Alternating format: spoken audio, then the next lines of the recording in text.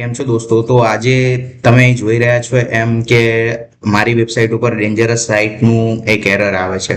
એટલે કોઈ પણ વેબસાઇટ જ્યારે માલવેર અટેક અથવા હેક આપણે કહીએ અથવા કોઈ પણ બીજો વેબસાઇટના બેકએન્ડમાં ગ્લિચ આવે કોડમાં, તો ગૂગલ ક્રોમ એને ડેન્જરસ સાઇટનો એક એરર આપે છે, જેથી કોઈ વેબસાઇટને એક્સેસ નથી કરી શકતું.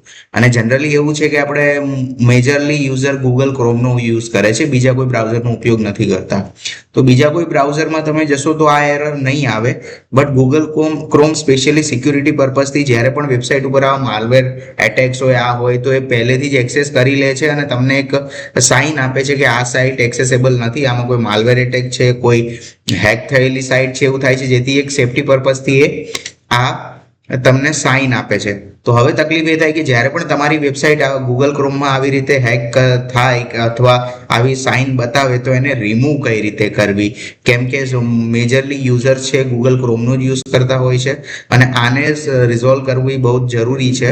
નહીં તો પછી એવું થાય કે આપણા યુઝરનો આપણને લોસ થાય અને પ્લસ આપણી જે વેબસાઇટ રેન્ક કરતી હોય, CRPમાં સારું એવું રેન્ક હોય તો એને પણ ઇફેક્ટ થાય. તો આના માટે આપણે આને કઈ રીતે સોલ્વ કરવું એની વાત કરીએ. તો આ જેવું હોય તો સૌથી પહેલી જ વસ્તુ છે કે આપણે ગૂગલ સર્ચ કન્સોલમાં જવાનું છે, કારણ કે જ્યારે પણ આપણે ગૂગલ સર્ચ કન્સોલમાં આપણી વેબસાઇટને ઇન્ડેક્સ માટે એડ કરીએ છીએ એટલે ગૂગલને આપણી સાઇટના એક્સેસ મળે છે. તો અહીંયા જે મારી સાઇટ અત્યારે હેક છે એના ઉપર હું લઈ જઈ રહ્યો છું. તો તમે જુઓ છો કે આ સાઇટ જે છે એમાં તમને દેખાય છે કે સિક્યુરિટી ઇસ્યુ બતાવે છે, સિક્યુરિટી ઇસ્યુ બતાવે છે, પ્લસ ગૂગલ તમને એ પણ સજેસ્ટ કરે છે કે તમારે ક્યાં ક્યાં ઇસ્યુ આવ્યો છે. તો તમે જેમ અહીંયા ફૂલ રિપોર્ટ ઉપર ક્લિક કરશો તો તમને સીધી જ વસ્તુ એ લઈ જશે કે એના ડેશબોર્ડ ઉપર, અને પ્લસ અહીંયા પણ એક તમને જ્યાં મેં ક્લિક કરી છે ત્યાં તમને સિક્યુરિટી ઇસ્યુનું અને મેન્યુઅલ એક્શન બંને બતાવશે. તો આપણે સિક્યુરિટી ઇસ્યુમાં જઈને જોવાનું છે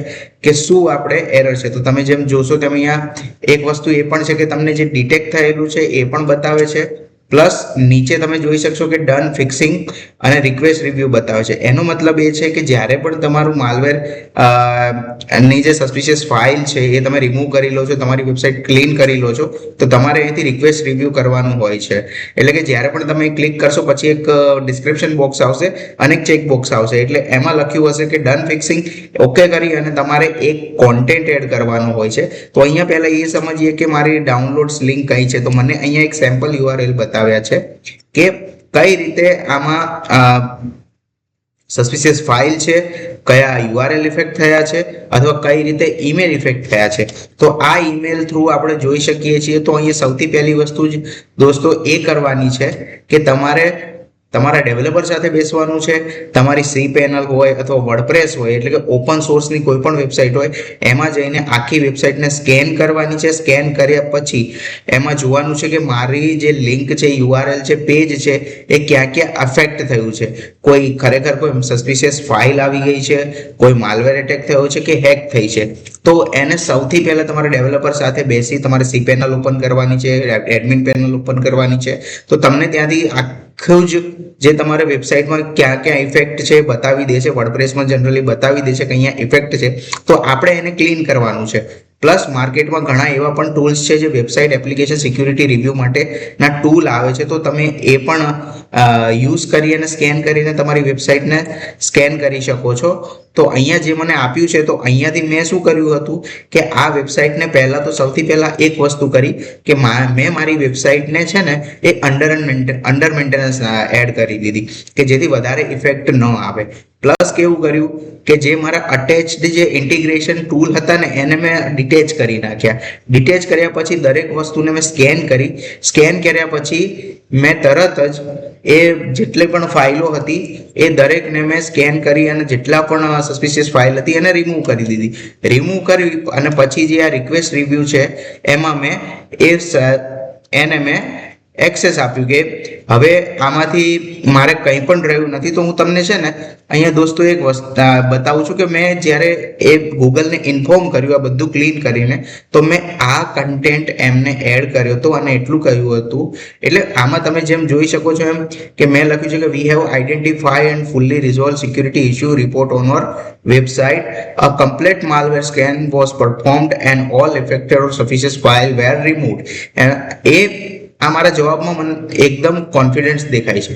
એટલે મતલબ શું થાય છે કે આપણે આપણા જવાબમાં ગૂગલને એકદમ કોન્ફિડન્ટલી કહેવાનું છે કે મેં બધું જ રિમૂવ કરી દીધું છે.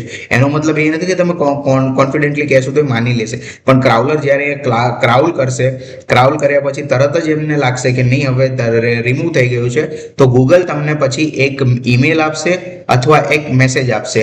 તો અહીંયા હું તમને મેસેજ પણ બતાવું છું કે મેસેજ કઈ રીતનો આવે છે.